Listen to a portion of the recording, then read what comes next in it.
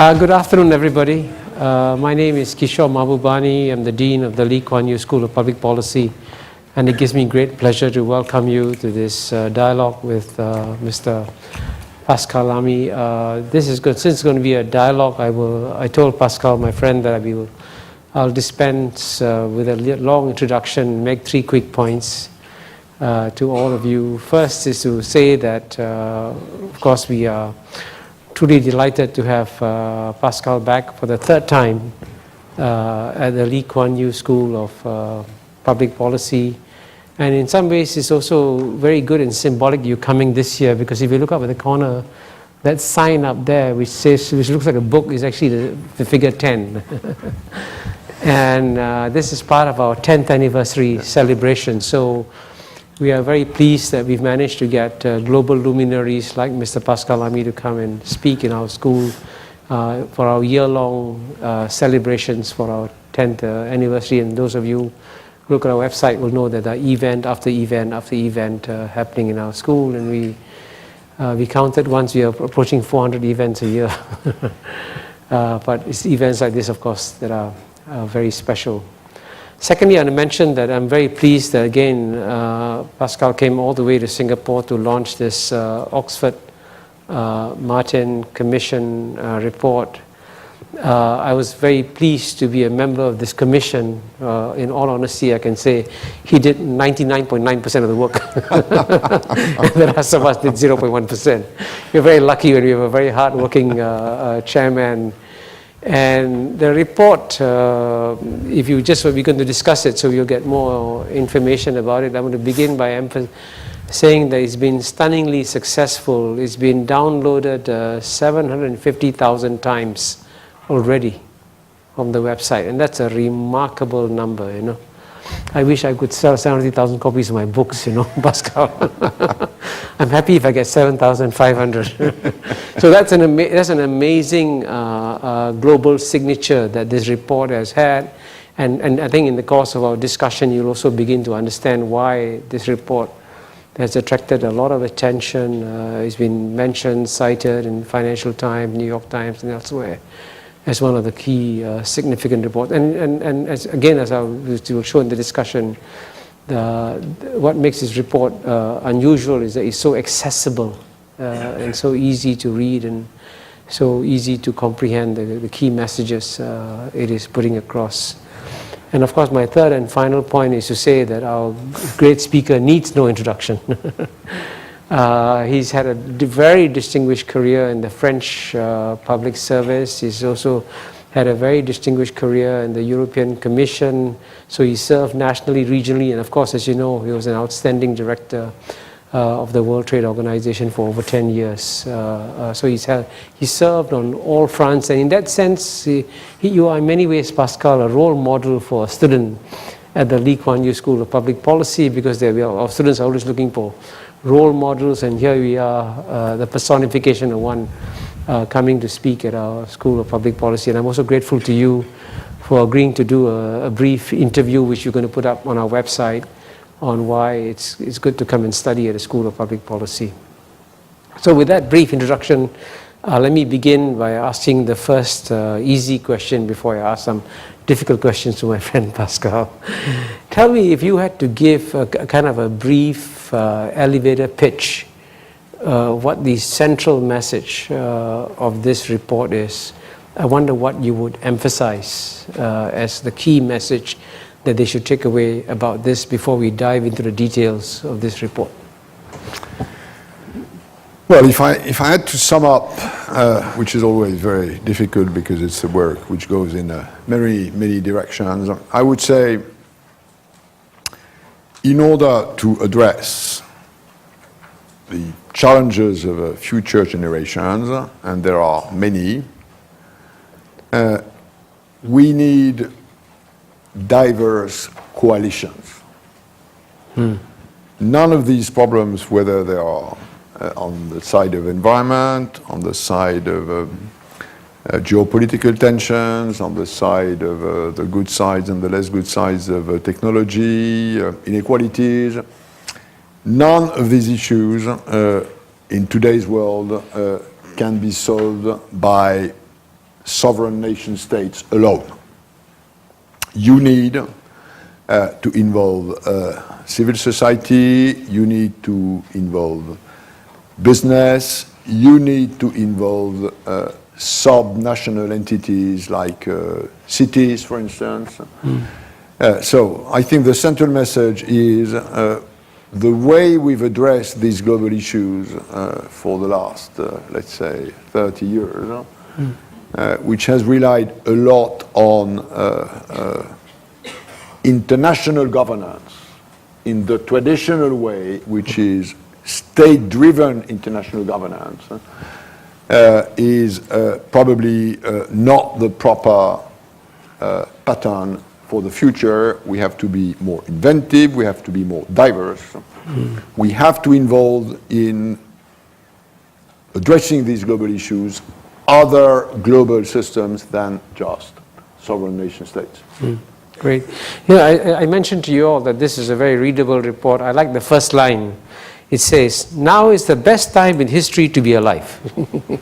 I like the great optimistic note, and as you know, that's also the message, Pascal, of my book, The Great Convergence. We are actually enjoying a relatively good global environment. So if you had to sort of, before we begin delving into the other big trends, what would you emphasize as the more positive elements of our global environment today?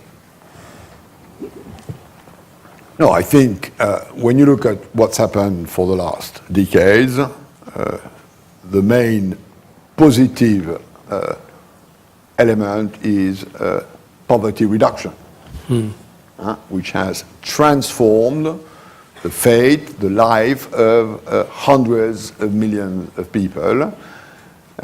So I think this is the dominant feature of the good side of what has been done. With this globalizing world. On the negative side, I think we haven't properly addressed a number of serious environmental challenges, and we haven't properly addressed the intrinsic inequality creation nature of globalized market capitalism. In other words, we have a system which is very efficient. We know how international division of labor, the use of technology can grow our economies, and that's something on which globally humanity has been quite good. But we're not good at, we're stressing too much natural resources and the environment, and we're probably stressing too much societies with obviously growing inequalities. And the question for the future, in my view, is whether this tension between higher economic efficiency, which stems from technological progress, and more unequal social systems, whether this is sustainable or not. In my view, it is not sustainable. Others may have different view. So reconciling these two things, I think, is the big thing for the future. Yeah. And you also mentioned, the other mega trends, demographics, global middle class, technology, as factors that have changed the world significantly also. Yeah, if I look at the first part of the report, which is precisely, as you said, Kishore, to try and identify within which megatrends do we have to address these challenges. If I had to take one element out of these many trends, I would underline the growth of the middle class. In today's world, you probably have roughly 2 billion people in the middle class, most of them in the developed world, basically US, EU, Japan. 15 years from now, this 2 billion will have become 5 billion. So +3. And in the +3, +2 in Asia, and roughly +1 for Latin America and Africa. And I think this huge increase in the world middle class is the dominant feature of the future. The past was reduction of poverty, the future is this middle class. And this middle class will change the world. I mean, the sort of aspirations, I often define middle class not by statistical standards, which are always debatable. For me, somebody who belongs to a middle class is somebody who has a mobile, pays income taxes, and has a mortgage. And has what? And has a mortgage. Mortgage, okay. That's roughly what they all have in common. And these people have different aspirations from the moment they did not have a mobile, which is a formidable connection tool. They have a different relationship to politics and the state because they now are paying income taxes, so they mind about the use of public money. And they have a mortgage, which means that they need stability because they want to be able to pay back their mortgage and make sure that they have enough money for their kids or parents. And this changes many things in the politics. It is in many ways a formidable stabilizer, but it is also a great change in political aspirations. And by the way, what happened recently in countries like Turkey, Brazil, Thailand, not far from here, are probably the first manifestations of cracks in political systems, which I think at the end of the day will go in the right direction. It's more aspiration to freedom, and notably to individual freedom, but this, I think, is going to be the big change. In economic terms, a formidable consumer boost for economic systems. The negative of this being, again, more pressure on scarce environmental resources. There's no way the three newcomers to this, the 3 billion newcomers to the middle class, will be able to consume individually half of what the existing 2 billion consume in terms of water, for instance. And that also is going to be a serious repartition problem. Yeah. Actually, this brings us neatly into the second part about the responsible futures part in this report. And I noticed in the beginning, you begin by discussing what you call the tragedy of the commons, right? It's a well-known problem that everyone wants to have his share, nobody wants to take care of the global commons. So what's your sense about, in general, as you work on this report, this is an obvious problem that, there's a danger of us overfishing, overlogging, destroying the forests, overproducing greenhouse gases, and so on and so forth. And this is a natural result of having this explosion in the middle classes. So what do we do to convey the message to these new global middle classes that as you consume, as you think about buying your next air conditioner, your next car, think about its impact on the global environment. So how do you convey the message? What is it you tell them to say, you've got to take care of the global commons too? Well, as we've seen in the work of this commission, and Kishore already said he was an important member of this commission. Of course, like in any commission, all commissioners are equal. Yeah. But like in animal form, some are more equal than others. And you can see in which camp Kishore will locate himself. I think what really matters in this tragedy of global commons is that at the time where this concept was created, the global commons were probably 1/10 of what they are today.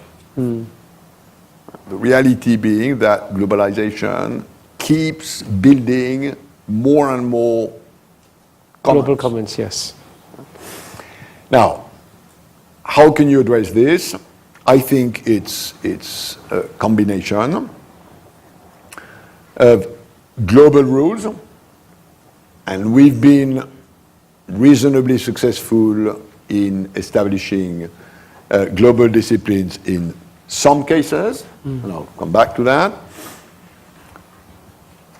Some domestic rules, like taxation or regulation, which are in many ways about internalizing in domestic economic systems externalities which are not cared about internationally, and then probably more and more a part which has to do with individuals, which is, it's not only states which are responsible, it's not only society, it's also individuals.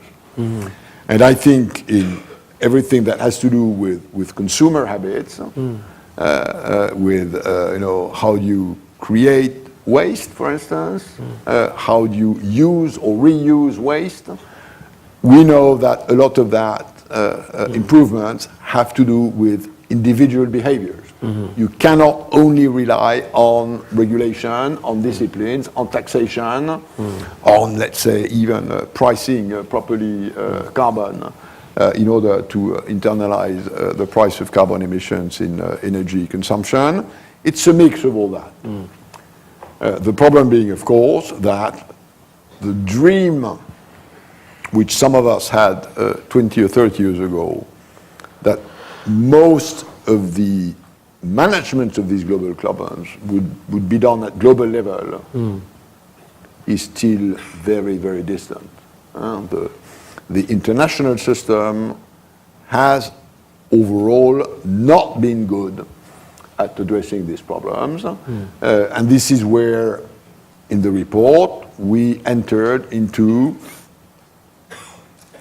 a sort of full examination of, in a way, where it has worked and where it hasn't worked.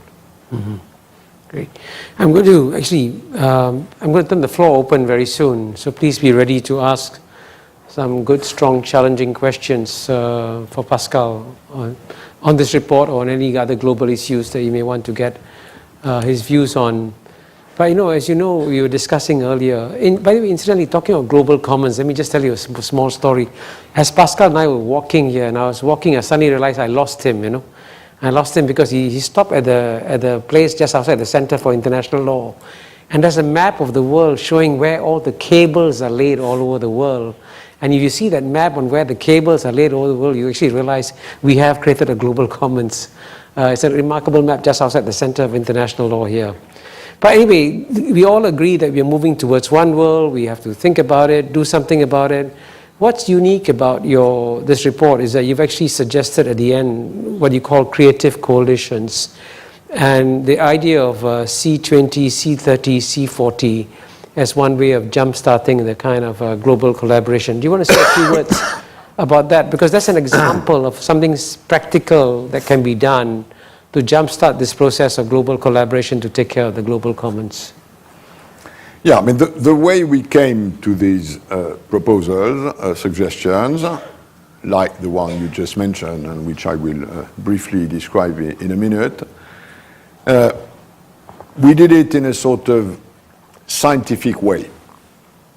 We looked at roughly 10 global issues that worked reasonably well for the last, let's say, 3 decades. And then we looked at 10... Like the ozone layer, like the ozone layer, like HIV, AIDS, for instance, which is far from being totally coped with, but where quite a lot of progress has been made. like the single market, for instance, which was a very successful endeavor in the European Union. And then we looked at where we failed. Like, for instance, overfishing, which obviously is still a big issue, but without any sort of solid way of reacting to this curse internationally.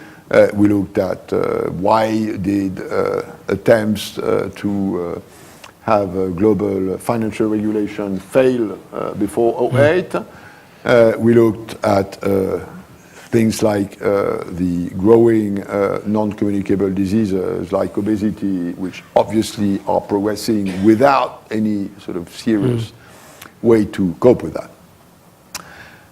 And then, having sort of analyzed why what worked and why what didn't work, we tried to draw a number of lessons. How would you distinguish between what worked and what didn't work? And for the future, what lessons can we draw from what we learned? And as you just said, Kishore, one of the main lessons, not the only main lesson, but one of the main lessons was in the existence of coalitions. HIV/AIDS, for instance, worked reasonably well because there was a progressive building of public intervention, civil society activism, and sometimes in a, let's say, a very vibrant way.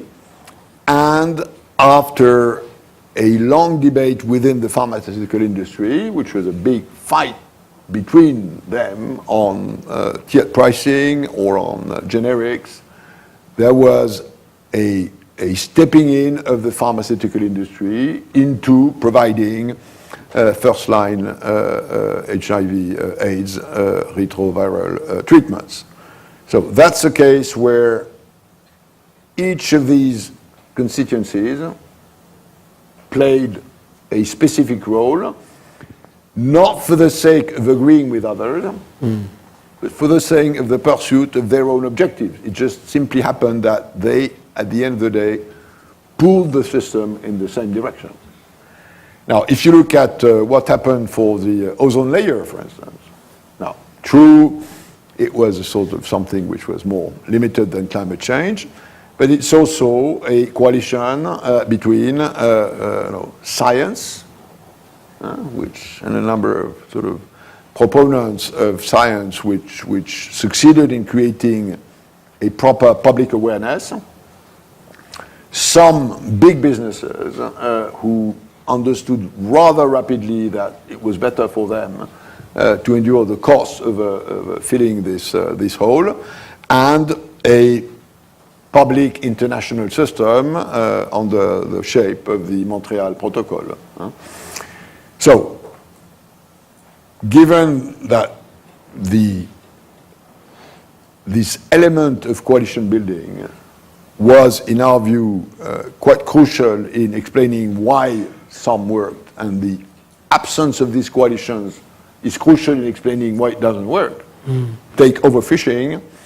As long as, friends of fish on the one side and French of fishermen on the other side will exchange shots, nothing much can happen because the politics in different nation states are caught between these two things. You need something that coalesces more of these interests.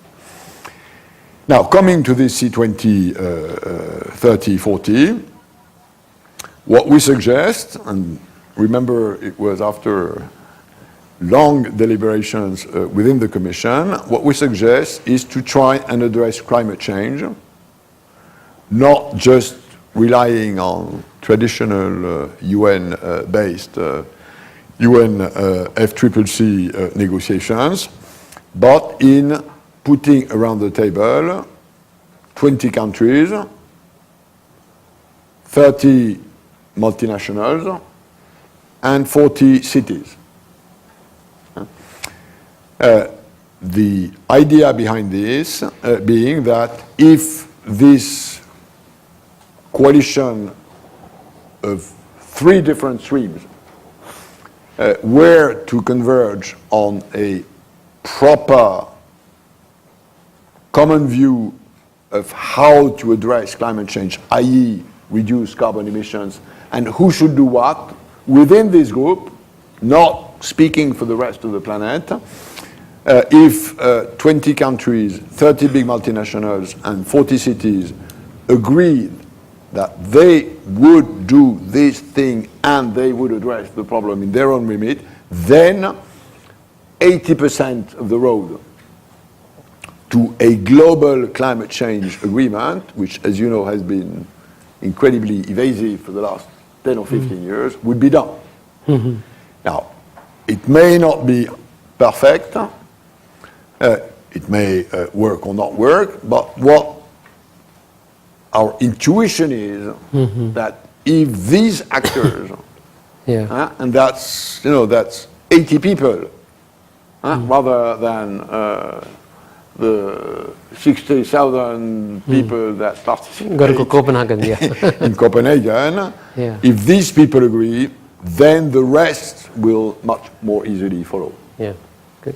Now, let me tell one happy story about the overfishing, which actually has come as a big surprise to me. As I watch China grow and develop, and as I saw this emergence of this massive Chinese middle class, I thought that the sharks in the world were absolutely finished because the global Chinese middle class would eat more shark's fin soup and the poor sharks would disappear from our planet. And lo and behold, amazingly enough, you had a few people in China start a campaign, including Yao Ming, and then the campaign spread, and then amazingly enough, President Xi Jinping decided there'd be no more shark's fin served at the banquets of the Chinese Communist Party. And overnight, the sales of shark's fin went down, prices went down, and the sharks were saved. So it's an example of how you think that something that cannot be solved in the world, something remarkable happens, and we actually create a better situation. So I think there'll be more stories like this, I think, on shark's fin emerging. Although the sort of Xi Jinping methodology doesn't exactly look like a coalition building. There may be different ways of getting there. I think part of it, you've got to make sure you get the right people in office. That's more about leadership than coalitions. Yes. So anyway, the floor is now open. Feel free, please come to the microphone, identify yourself, and pose a question. I'm Tan Keng Soon from the Tan Eng Kiam Foundation. I have a question for Mr. Pascal Lamy. We're talking about climate change. This winter has been very, very cold in the northern hemisphere where you come from. And I read somewhere that since 1997, global temperatures have not changed. They've gone sideways. Do you think the doubts are increasing that global warming have been man-made and carbon dioxide has something to do with it? Well, now you got to put on your scientist hat now. I'm not an expert in meteorological science. I think it's a fact that we've had climate volatility for some time. On the one side, it's a reality if you look at what's happened for the last 5 years, either waves of drought or waves of cold. That's one thing. And then on the other side, I am among those who believe that the climate change, generally speaking, is anthropogenic. Now, man-made. Is man-made. Now, I'm not sure I'm enough of an expert to have any judgment on the connection between these two things. Some would say, this climatic volatility is a result of the warming of the planet because of CO2 emissions. I don't know about that, but what I'm convinced of for sure is that there is global warming going on, that we probably now will not escape an increase in average temperatures of 2%, of 2 degrees, that this is man-made, and that if we don't start addressing this seriously, which we haven't been doing for the last 10 years, then a number of people on this planet will suffer.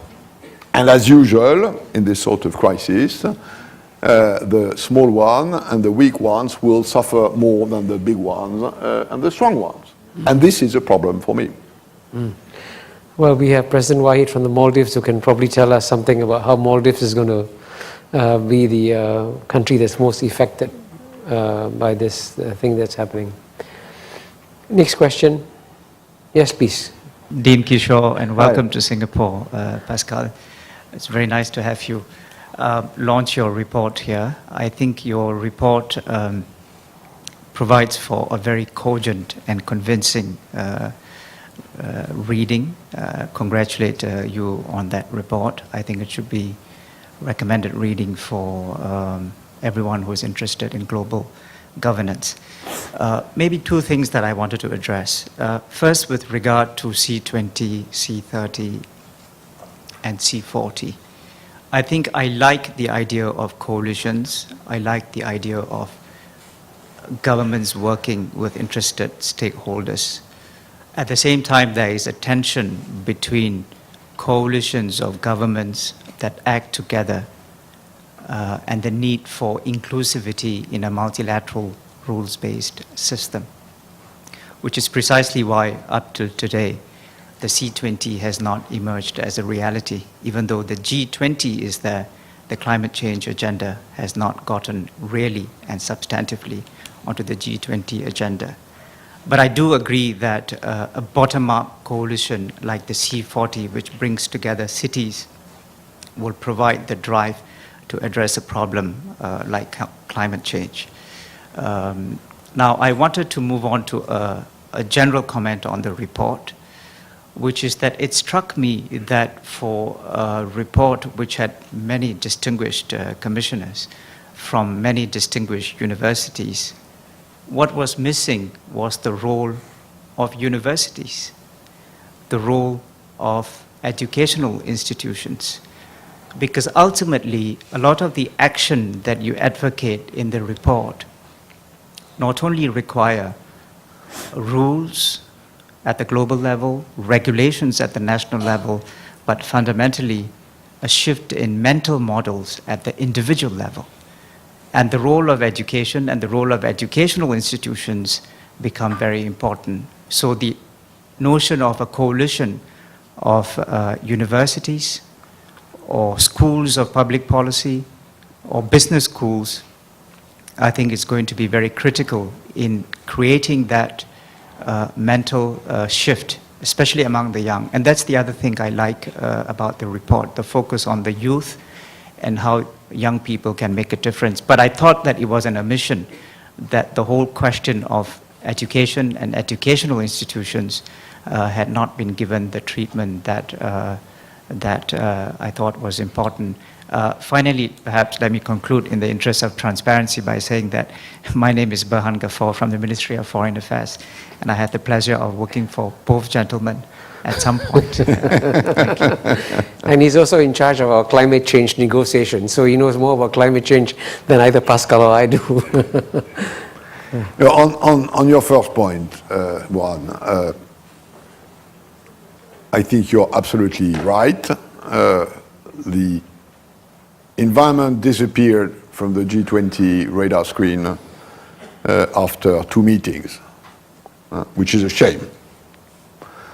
And the reason for that was that the issue was too divisive, and especially between US and China, who are two sort of majors in the G20.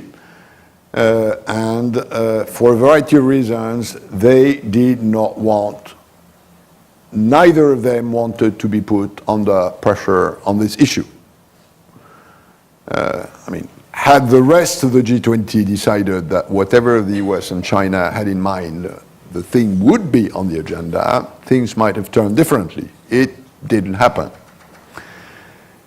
Now, our view, and the commissioners knew that because many of us sat or were very near to the G20, our view is that if a solid coalition of 30 multinationals and of 40 countries was to be set up, this could change the view of the G20. You would inevitably have in this 30 or 40 quite a large number of, for instance, Chinese megacities or US big multinationals. So it's in our view, it's one of the ways to put pressure on the G20 so that this goes back to the agenda. On your second remark, I think in the recommendations we've made, we've not tried to address everything. We've tried to focus on things which we believe are a risk, like too diverse taxation systems, like cybersecurity, for instance.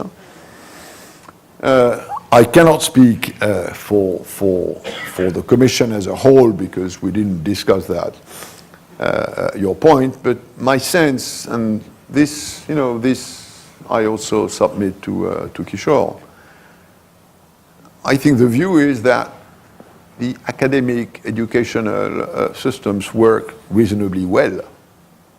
They work. There is a very large network of worldwide academic institutions. Schools like this one, interact with many others on other continents. I've participated in many of these joint events. I was last week in the US, in Harvard, in Yale and Stanford. The sort of level of understanding, engagement of these big academic institutions in these issues, I think is okay. I wouldn't put that as one of the big problems we have to face. If international state-run governance was in the shape of academic network on this planet, I think things would be much better than they are. So I would rather put this as a sort of example of things that work reasonably well, rather than things we have to address. But not my specialty, Kishore. Maybe you're more versed than I am in this. No, I agree. We should all become as civilized as university people, and the world will be a better place. Next question. Yes, please. Gentleman front. Then gentleman yellow tie, you have a question too? Yeah. Good afternoon. My name is Guillaume Geste, and I'm working for an American company based in Singapore. I have one and you are American, I can tell from your accent. Yeah, I'm a fellow citizen of Mr. Lamy. So I can speak French. I'm sure most of you will understand. We've got this charming accent, we cannot get rid of it. I just have one question, Mr. Lamy. It's regarding corruption. Do you think that the fight against corruption for the last 10 years has improved? How do you see corruption and rule of law being implemented in the new world you thought? And the last part of this question, what role do you expect large company like American company, multinational company, play in the fight against corruption? Thank you. Well, I first have to disclose a special relationship I've had for many, many years with Transparency International, which is this big global NGO fighting against corruption. I was the one that introduced this organization in my own country in the 90s.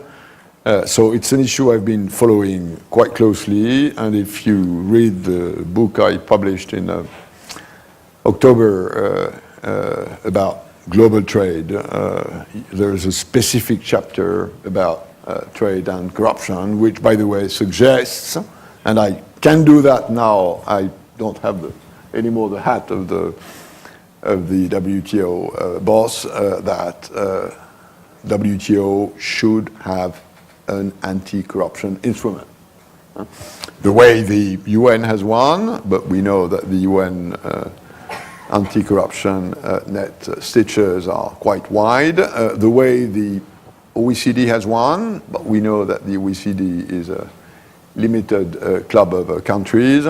So I have no doubt that more should be done in international public law, I mean the WTO law being a part of that, to fight against this cancer. Now, it's again an example of how coalitions work or do not work. It's difficult to say whether there's been progress overall for the last 10 or 20 years. In some countries have clearly become cleaner. Others have, the number of those who are not clean has grown quite impressively. Now, don't ask me for names, that's not the purpose of this exercise. But my experience in working with Transparency International is that it's one more example where you need a coalition. You need civil society activism, which is what TI does, including in publishing every year this corruption, bribers and bribed index, which attracts quite a lot of attention. You need businesses to step in, notably to commit companies not to recourse to bribes. And this is what we call in TI islands of integrity. And you need a number of public regulations. You need a number of public decisions, for instance, to refuse to offset bribes from the base of your taxation. For many, many years, in many, many countries, including mine in the past, and I started my career in the Treasury, so I remember that full well. When a company was exporting and had to give a bit of bribe to export more, you could deduct the bribe from your expenditure. Really? Yeah, sure. In French taxes? There was a specific procedure Wow. where the minister would agree that you deduct the amount of the bribe for your expenditure. You're very progressive, eh? That was 40 years ago. 40 years ago. It has changed, and why has it changed? Because the tax regulation has been changed in such a way that this hole was filled. Yeah. So it's again an example of, I think, the necessity of various sectors. And answering precisely your question, I think if a big multinational company signs publicly a sort of code of conduct saying we won't recourse to bribes in any country of this planet for the sake of pursuing our business, this will have a big impact. And as we all know, you need enough of a critical mass for the ones that do that not to believe that he's being cheated by others who don't do it. So I think it's a whole mix of these things. And again, you probably need several of these actors to come into play. I still believe, and again I can say that now publicly, that something should be done in WTO. The problem being who takes the initiative.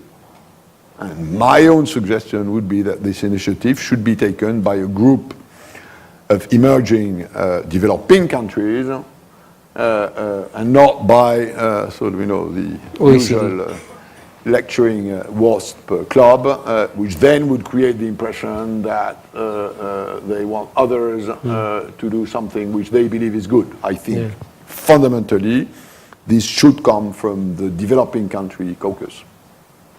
Okay, next question. Yes, please. Gentlemen. Yeah, go ahead. Good afternoon. My name is Vô Minh Khuong. I'm a faculty member at the Lee Kuan Yew School of Public Policy. Mr. Lamy, thank you very much for your great report, but I'm still wondering why actually we don't put building learning capability in your report, because for me it's so important driver of future success because of two reasons. The first one, Actually, the world is so diverse in terms of level of development, in terms of variation in performance, and in terms of attitude towards any issues. So it means learning from each other is so important, so vital for the world to be better in the future. The second thing, what I observe here in Singapore, the secret of their success actually based a lot on their learning capability in 4 channels. The first one, acquiring competency. The second thing, experimenting. The third one, benchmarking against the best performer. And the fourth one, making continuous improvements. So I think those actually things so important to building a better future for the world. So I just wondering why we do not have it in your report. Thank you. Building capabilities. About building capabilities. Yeah, but I think, again, it's something that cuts across the various recommendations we've done. And at the end of the day, and I would not sort of, we've not written it this way, but it's this issue of moving from, from knowledge to awareness, from awareness to mobilization, and from mobilization to action, which is, if you take all these big issues, where things have moved, where in areas where proper bridges were built between these various stages, where things haven't moved, where in areas where some bridges were built and others were not. And I think the issue which we raise, which is this issue of capability, is absolutely relevant. But if you look at the global picture, the sort of capabilities which you need to move from knowledge to awareness are not the same as the one you need to move from awareness to mobilization or from mobilization to action. You can have extremely good knowledge and very little public awareness.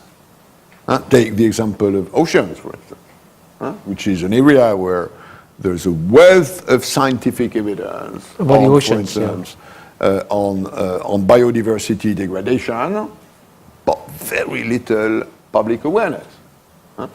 Now, moving from awareness to mobilization is a different business, and that's where a number of civil society organizations have proved to be very effective. Moving from mobilization to action is sort of much more it's much more about politics.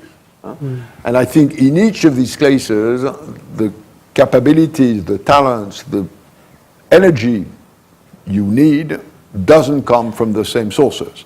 So it's not something that's, that's simple. It's something that you have to break into these various steps in order to get things done. Okay, the gentleman in yellow tie, please. And then I'll come to you. There, yeah. Thank you very much. It was a very impressive presentation and a notion of the coalition. My name is Takeo Sumino. I am a Japanese working for investment bank called Nomura.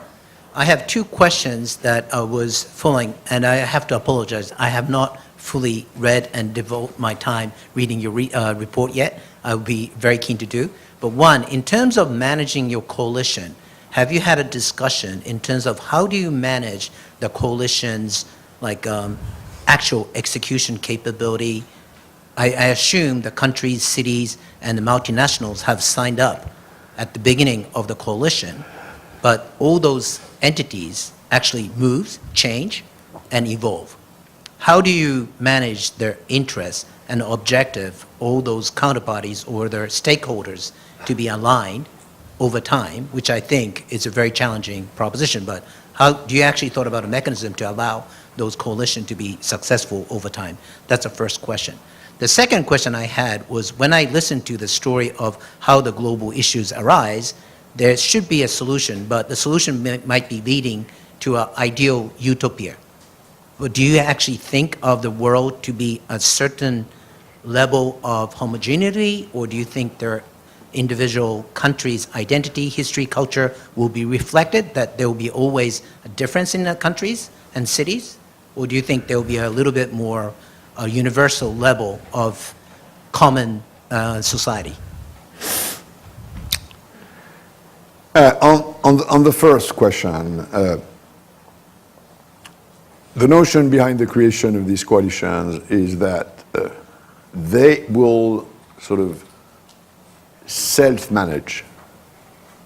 We don't have a sort of preconceived framework, X should do this, Y should do that. Let me take the example of how we are trying to follow up on a number of these suggestions, including this C20, 30, 40. We've entered into a discussion with the existing C30 and the existing C40, which is the existing club of 30 multinationals working on climate change and the existing club of 40 cities. Instead of telling them that's what you should do, the question we are putting to them is, you C30, what would you need the C40 and the C20 to do in order to facilitate your own engagement in this issue? And we do the same with the C40, and we intend to do the same with the G20, probably after an Australian presidency, for reasons which have to do with political cycles. So that's the way we proceed. We don't come with a sort of, top-down, preconceived idea, but we would like them to understand that if the others behave the way the two others believe they should, then the thing will work. So that's the sort of methodology we have in mind, and we are using in this case. We are following up on things like the proposal we made on fit cities, which is again a coalition of big cities on anti-obesity programs, because that's where we believe it's the most efficient, and we do it the same way. On your second question, that's a very complex one. On utopia. Yeah. I don't think personally that globalization necessitates unification. I mean, not least because, identity is very much about difference, about diversity, and that the more people climb in this freedom capacity, the more they will want to have sort of their own take on things. So I'm not of the view at all, even that there is a sort of danger of uniformity. But on the other side, I'm deeply convinced, and that's what we say in the last suggestion in the report, that our value systems need to become more convergent than they have been in the past. That any system of a better governance of these global issues needs a more common global sense of what humanity is after. A sort of new declaration of rights and responsibilities that would articulate collective preferences which for the moment remain very different on issues like social justice, like the taking into account of a long-term issue, like environmental responsibility. I think there is a necessity for that. It's difficult to do because, we all come from civilization, spiritual traditions, religions, cultures, which do not attribute the same price to different values.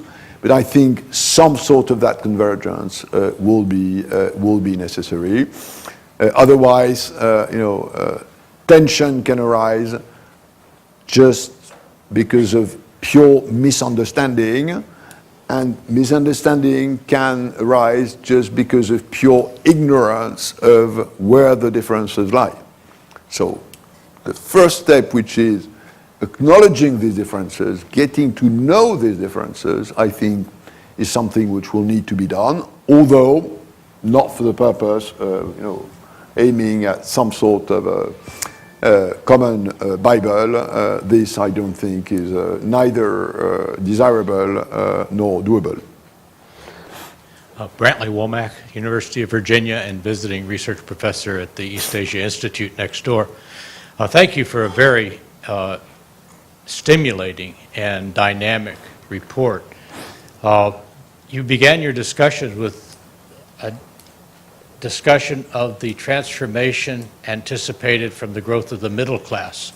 There's another demographic group in the report, and I would be very interested in your comments on the transformations we can expect from it, which is the aging population and the 2 billion people over 60 that your report projects. And to put that in some context, that includes 80 million people over 80 in China, as well as large groups especially in the developed countries. So what type of social transformations, economic transformations, what are the impacts of an aging population and an aged and retired population in your expectations?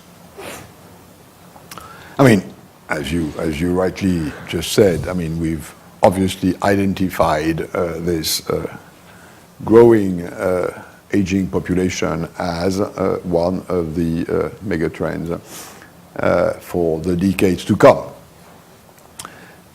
And it's a very wide question.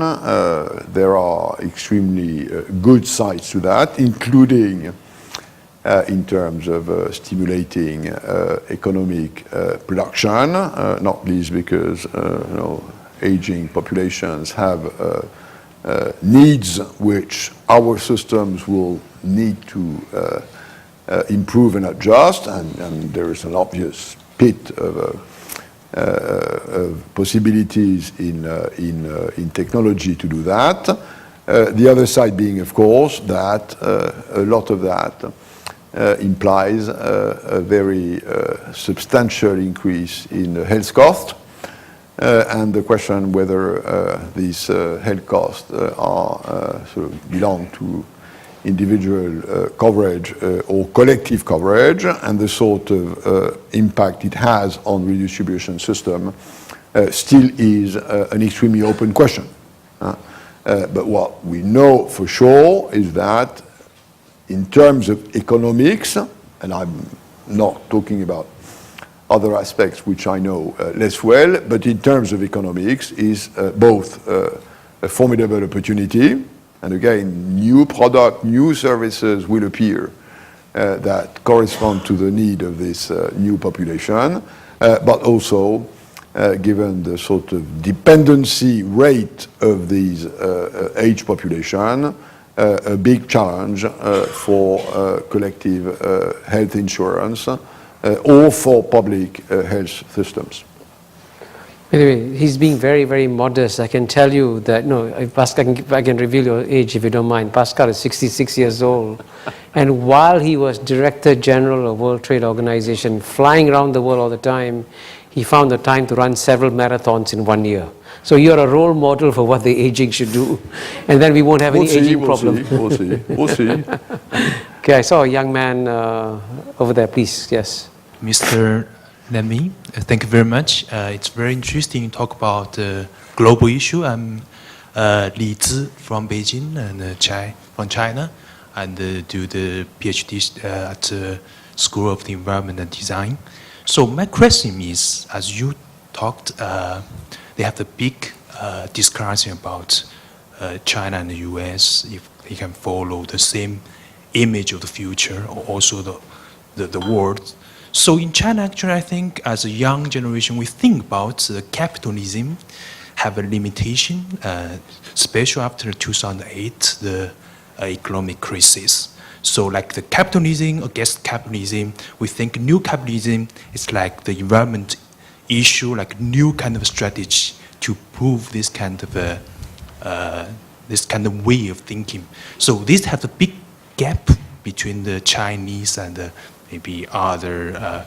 The thinking way is different. So how do you think about to let maybe we on this different way, but how to get the one vision in the future? What's your strategy, and what do you think about go deeper for maybe not just now, maybe for 30 years for different generation? Thank you. Did you get the question about the different kind? Was your question about different kinds of capitalism? Yeah, first is the different kind of capitalism, like a new capitalism. In China? Not in China, but it's like big discussing about how the capitalism, where they go. So the future of capitalism. Yes, so also I think about the different way of thinking in Eastern, like Chinese, the thinking way, and the Western, we are on different maybe way, but how maybe for generations, maybe next generations, think about the one vision of the world in kind of way. So just like this kind of moral issues. Thank you. Look, I mean, I don't think in this respect that China is any different from others. It just is big, very big, and becoming even bigger. So that's that's the reality. But if you look at the various issues we've identified in the report, none of these issues can be properly addressed without having China on board. And in this respect, China is no different from what US used to be, or Europe used to be and still is in these major deals. Now, does that necessitate China, US, Europe, Japan, I mean, the big guys, does that necessitate a common view of how the planet should be run? Yes, to some extent. China, because of its size, has worldwide responsibilities, whether it likes it or not, that now are commensurate with the weight it has in the system. Now, can this sort of necessary convergence only be built through, again, the traditional Westphalian-based sovereign nation states converging with treaties or summits? I don't think so. I think, for a variety of reasons, if you only rely on this classical sort of way of building international power, there is not enough political energy available. So you will need at some stage, other than the Chinese government, the Chinese CPC, to step in international relations. So this notion, which we haven't advertised as such, but which is that in order to cope with these sort of global problems in the future, you need to demonopolize international relations from the monopoly nation states have kept during centuries on international relations. This will have to be as true for China as it will have to be for other countries. And this, of course, long-term probably has important political consequences, because I think if I were to discuss this with the Chinese leadership at present, the notion that it's not only the Chinese state or the Chinese Communist Party that has the monopoly of running this international agenda, but this also belongs to others, is something which probably they would see as a bit of a political provocation, and understandably. Now, I think long-term, this will have to happen. In other words, we need, if you look at 50 years from now, we will need a global governance system that is less reliant on formal treaties, formal institutions, important as they are, and I've spent most of my time building either European or international institutions, so I'll be the last one to say that institutions do not matter, but you cannot put all your eggs in global governance, in institution building. There has to be something which is more bottom-up and which involves more forces, because the political energy you need to do that is so huge that only taking this from the sovereignty of nation state will not be enough. Okay, we have 5 minutes. I'll take one last question from the lady, and we'll wrap up at 6:30 because I know some of you have appointments elsewhere. My name is Medha Basu and I'm from Future Gov magazine. Mr. Pascal Lamy, what role do you see technology play in improving governance, education, and healthcare for the future generations? Thank you. You know, that's the big engine. Technology. Why is globalization taking place at the speed it is taking place now? Technology is the reason. And by the way, you know, there's nothing brand new. All phases of major globalization waves in human history came from technological jumps, most of them having impacted the cost of distance. And this is what's happening today with internet and containers, and you're well placed to know that in Singapore. So that's the main driver of these formidable changes. And I personally, overall, believe it's a force for good, and that there is in the existing economic systems, which I would debate, as I already did it a moment ago, from its capacity of entertaining and increasing inequality, there is a formidable technological vibrancy, which I think is something which we need to keep building on, including, hopefully, in order to address severe challenges in the environment. You know, I'm not a technological expert, but you know, if something could be done in the direction of carbon sequestration, for instance, that probably would help us quite a lot addressing the climate change problem. If you look at what we are trying to do with the Global Alliance on Vaccines, for instance, there's a lot of promises for health improvement that stem from that. So I'm more on the side of optimism rather than pessimism on this side, and I'm convinced that it will, at least in the next decade, remain a formidable, one of the most formidable engines of globalization. You know, Pascal, I'm very glad that you used two key phrases in your remarks today. One, you kept talking about the convergence of values, perspectives, norms, and so on and so forth. I like the word convergence because, you know, I just published a book called The Great Convergence, which actually has very similar ideas to what Pascal said too. Surprise, surprise.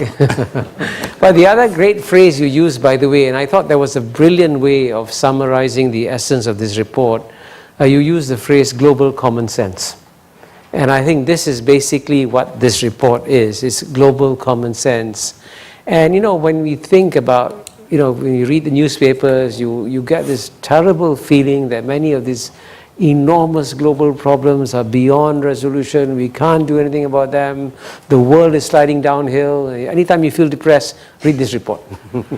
Because this report will really wake you up and will make you realize that actually for many of what seems to be insoluble global problems, there are actually simple, commonsensical solutions that we can find. And I think in that sense, I mean, I can't praise the report too much since I'm a member of the commission that produced the report, but I want to tell you that this man did an incredible job, both in producing this report and also in disseminating this report. And I'm sure as a result of tonight's discussions, you probably go from 750,000 to 800,000 viewers, downloads of this report. So now please join me in thanking Pascal for coming to our school. Thanks, Kishore.